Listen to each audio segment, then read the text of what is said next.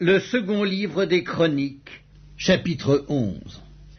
Roboam, arrivé à Jérusalem, rassembla la maison de Juda et de Benjamin, 180 000 hommes d'élite propres à la guerre, pour qu'ils combattissent contre Israël, afin de le ramener sous la domination de Roboam. Mais la parole de l'Éternel fut ainsi adressée à Shemaja, homme de Dieu. Parle à Roboam, fils de Salomon, roi de Juda, et à tout Israël en Juda et en Benjamin, et dis-leur, ainsi parle l'Éternel, ne montez point et ne faites pas la guerre à vos frères, que chacun de vous retourne dans sa maison, car c'est de par moi que cette chose est arrivée. Ils obéirent aux paroles de l'Éternel, et ils s'en retournèrent, renonçant à marcher contre Jéroboam. Roboam demeura à Jérusalem, et il bâtit des villes fortes en Juda.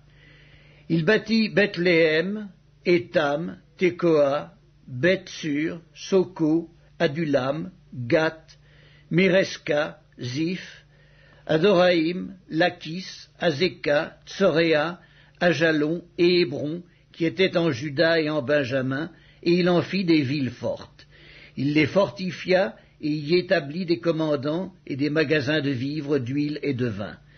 Il mit dans chacune de ces villes des boucliers et des lances, et il les rendit très fortes. Juda et Benjamin étaient à lui. Les sacrificateurs et les Lévites qui se trouvaient dans tout Israël quittèrent leur demeure pour se rendre auprès de lui, car les Lévites abandonnèrent leurs banlieues et leurs propriétés, et vinrent en Juda et à Jérusalem, parce que Jéroboam et ses fils les empêchèrent de remplir leurs fonctions comme sacrificateurs de l'Éternel. Jéroboam établit des sacrificateurs pour les hauts lieux, pour les boucs et pour les veaux qu'il avait faits. Ceux de toutes les tribus d'Israël qui avaient à cœur de chercher l'Éternel, le Dieu d'Israël, suivirent les Lévites à Jérusalem pour sacrifier à l'Éternel, le Dieu de leur père. Ils donnèrent ainsi de la force au royaume de Juda et affermirent Roboam, fils de Salomon, pendant 3 ans. Car ils marchèrent pendant 3 ans dans la voie de David et de Salomon.